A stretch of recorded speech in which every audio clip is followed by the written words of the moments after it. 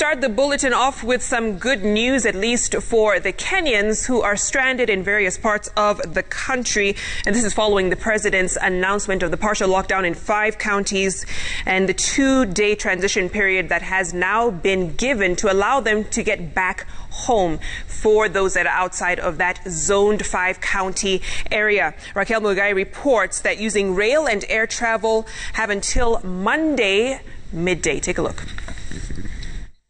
The cessation of movement into and out of Machakos, Kiambu, Nakuru, Kajiado and Nairobi counties, or otherwise the disease zone area, is what led to such scenarios along major highways in the country.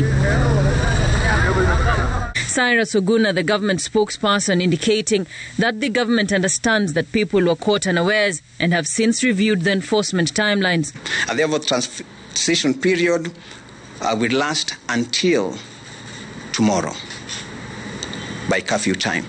And therefore, if there is somebody who is in Eldoret and wishes to move to Nairobi, he should be here by tomorrow curfew time. If anybody is in Nairobi and wishes to move to Mombasa, he should also be able to move between now and tomorrow curfew time.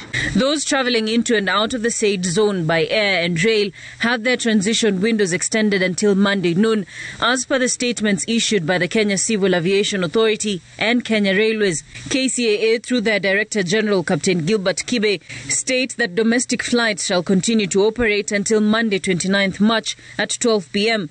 After the stated deadline, any movements will be seized. The Kenya Railways also stating that their Madaraka Express passenger service, which runs every day between Mombasa and Nairobi, will operate as scheduled on Saturday and Sunday. On Monday, March 29th, only the inter-county train will run at 8 a.m.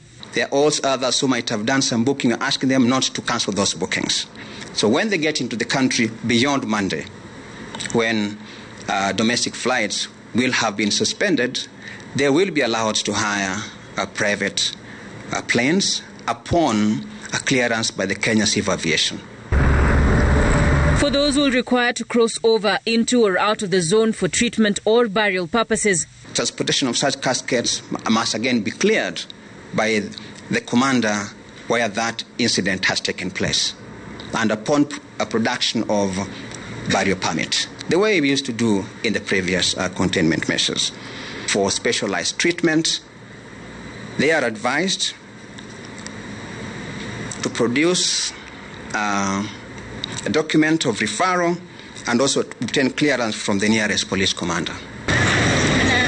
Once fully implemented, Kenyans within the disease-infected zone will interact freely without travelling outside or receiving any visitors. Curfew time being set at between 4 a.m. to 8 p.m. and religious gatherings being suspended, all measures being very different from the rest of the country.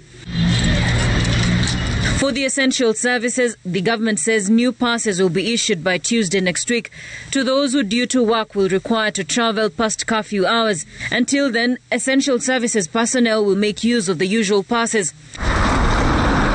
The new raft of measures announced by the president on Friday are set to contain the spread of the coronavirus infection that now stands at 129,330 since March last year. Saturday's positivity rate standing at 13.7% after 1,152 people were recorded to have been infected out of a sample size of 8,397. Additionally, 124 persons are admitted at various intensive care units, with 6 people having succumbed to the disease. Deaths that, however, occurred on diverse dates. Raquel Mugai, Citizen TV.